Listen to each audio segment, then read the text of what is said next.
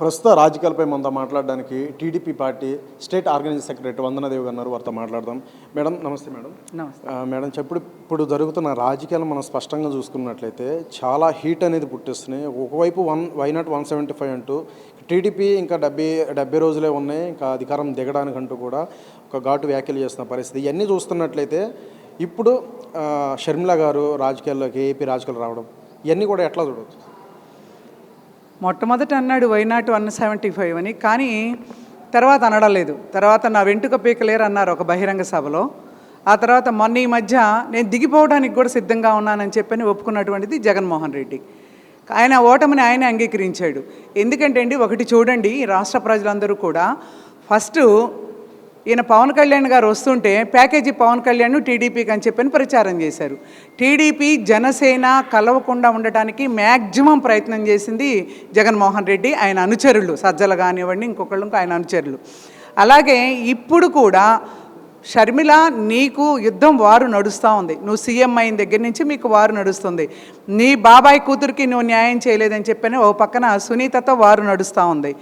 ఇన్ని రకాలుగా నీ కుటుంబంలో నువ్వు సమస్యలు పెట్టుకొని నీ కుటుంబానికి నువ్వు న్యాయం చేయకుండా చంద్రబాబు నాయుడు గారికి అందరూ పనిచేస్తూ ఉన్నారు, వీళ్ళంతా కూడా ప్యాకేజీలు తీసుకుంటా ఉన్నారు అని చెప్పని ఇష్టం వచ్చినట్టు మాట్లాడుతున్నటువంటి జగన్మోహన్ రెడ్డి మాటలకు అసలు అర్థమే లేదని రాష్ట్ర ప్రజలందరూ అనుకుంటా ఉన్నారు. ఇవాళ నీ చెల్లి ఆ రోజు అన్న వదిన బాణం, ఆ బాణాన్ని వాళ్ళు నువ్వు జైల్లో ఉండి అన్ని రకాలుగా నిజంగా షర్మిలాని అడ్డం పెట్టుకున్నాడు ఎవరన్నా ఉన్నాడంటే జగన్మోహన్ రెడ్డి. ఆమెను అడ్డం పెట్టుకొని నువ్వు రాజకీయాలు చేసుకున్నావు. చెల్లినేమో జనంలోకి పంపించావు, అన్నవదిన బాలమని. తల్లినేమో బైబిల్ పట్టించి జనంలోకి తీసుకొచ్చావు. మన వాళ్ళంతా ఓటేయండి, మన క్రిస్టియన్లంతా ఓటేయండి అని చెప్పానని ఆ రోజు తల్లిని అడ్డం పెట్టుకొని, ఇద్దరు ఆడవాళ్ళని అడ్డం పెట్టుకొని, సిక్కండిలాగా నువ్వు ఇద్దరు ఆడవాళ్ళని అడ్డం పెట్టుకొని నువ్వు రాజకీయం చేసి నువ్వు 16 నెలలు చెంచల్గూడలో జైల్లో ఉండదు కూడా జనం మర్చిపోయి, నువ్వు అవినీతి పరుడని కూడా మర్చిపోయి జనం ఒక్క అవకాశం ఇద్దాము, ఆడవాళ్ళు ఏడుస్తూ ఉన్నారు కొంగు పట్టుకొని అని చెప్పానని నిన్ను నమ్మి ఒక్క అవకాశం ఇద్దామని ఓట్లేసినందుకు ఈ రాష్ట్రాన్ని వాళ్ళ నిజంగా అధోగతి పాలు చేసినటువంటి వ్యక్తి జగన్మోహన్ రెడ్డి. కానీ మేడం ఇక్కడ చెప్తున్నారు ఏంటంటే వైసీపీ నాయకులందరూ కూడా ఎంతో అభివృద్ధి చేశాను, అభివృద్ధి చేస్తుంటేనే నాకు ఓట్లేయండి అని అడిగలగలే ఒకే ఒక మగాడు ఇక్కడ ఏ సీఎం కూడా ఇప్పటి వరకు లేరు. ఇది చరిత్రలో నిలిచిపోయే ఒక ఘట్టంగా ఆయన మాటలతో తెలిసిందని చెప్పేసి వైసీపీ నాయకులు అందరూ అంటున్నారు. అంటే అభివృద్ధి జరిగిందని అంత ధీమాగా చెప్తున్నారు. వార్ వెర్షన్ అభివృద్ధి జరిగింది అంటే చూపించండి. మేము తెలుగుదేశం పార్టీ తరఫున ప్రతిపక్షంలో ఉండి మేము అడుగుతున్నాం, ఎక్కడ అభివృద్ధి జరిగిందో చెప్పండి.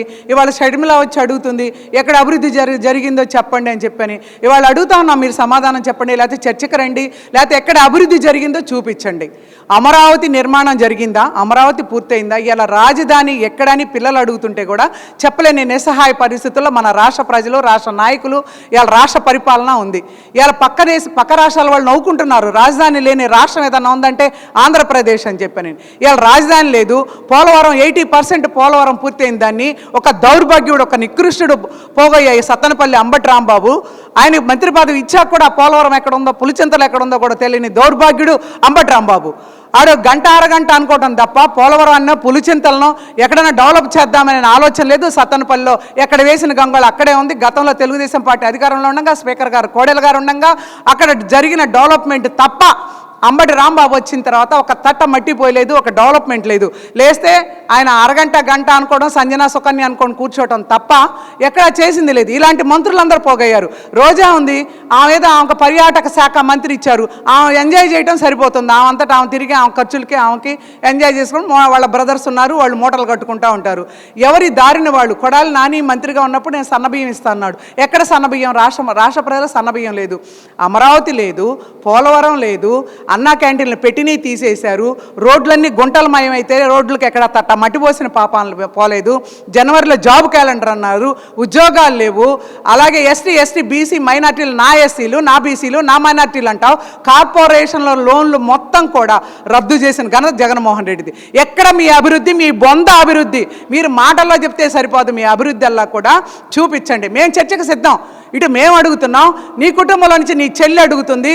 ఎక్కడ సజ్జలు కానివ్వండి, ఇవాళ విజయసాయి రెడ్డి కానివ్వండి, వీళ్ళందరూ కూడా జగన్మోహన్ రెడ్డి దగ్గర కూర్చొని ఇవాళ ఎవరి మీద తిట్టాలి, చంద్రబాబు నాయుడు మీద తిట్టాలో స్లిప్ రాసి ఇవ్వటం, లేకపోతే షర్మిలను తిట్టాలి స్లిప్ ఆడవాళ్ళు మగవాళ్ళని వాళ్ళకి ఎవరు గౌరవం లేదండి. మహిళలను కూడా ఇష్టం వచ్చినట్టు స్లిప్పులు రాసేయటం, బయటికి ఏ మహిళ వచ్చి ఆ మహిళ వీళ్ళ ప్రభుత్వాన్ని కనుక వీళ్ళ ప్రభుత్వం చేస్తున్నటువంటి వైఫల్యాలని విమర్శిస్తే ఆ మహిళలను టార్గెట్ పెట్టుకొని ఇష్టం వచ్చినట్టు వాళ్ళని ట్రోల్ చేసి మాట్లాడుతూ ఉంటారు. వాళ్ళ పర్సనల్ వ్యక్తిగతం కుటుంబం అంతా బయటికి లాగుతూ ఉంటారు. అంటే నీ కుటుంబం బాగుందా, నీ కుటుంబం పరిస్థితి బాగుందా, నీ పరిపాలన బాగుందా, నీ వ్యవస్థ బాగుందా? ఇవాళ నువ్వు 60-70 సీట్లు ఈడ కాదు ఆడని అంటే ఈడ బనికిరాడు, ఈడి మీద అవినీతి ఉంది, ఈ నియోజకవర్గంలో ఎక్కడ ఎవరు మన చిడతల రజనమ్మ ఉంది చిలకలూరుపేట, అక్కడ ఆమె ఏమీ చేయలేదు, అక్కడ బనికిరాదు, గుంటూరు 2కు పంపుతున్నారు, పంపారు ఆల్రెడీ. ఇలా 60-70 సీట్లు మీ మీద మీకే నమ్మకం లేక బదిలీలు చేసుకుంటా ట్రాన్స్ఫర్లు చేసుకుంటా ఇవాళ రాష్ట్రం అంతా కూడా అప్పులమయం. ఇవాళ రాష్ట్రం చూడండి, వేల కోట్ల రూపాయలు ఇవాళ రాష్ట్రానికి ఏం డెవలప్ చేశారని ఒక్క డెవలప్ మీరు చూపించండి, ఒక్క అభివృద్ధి చూపించండి.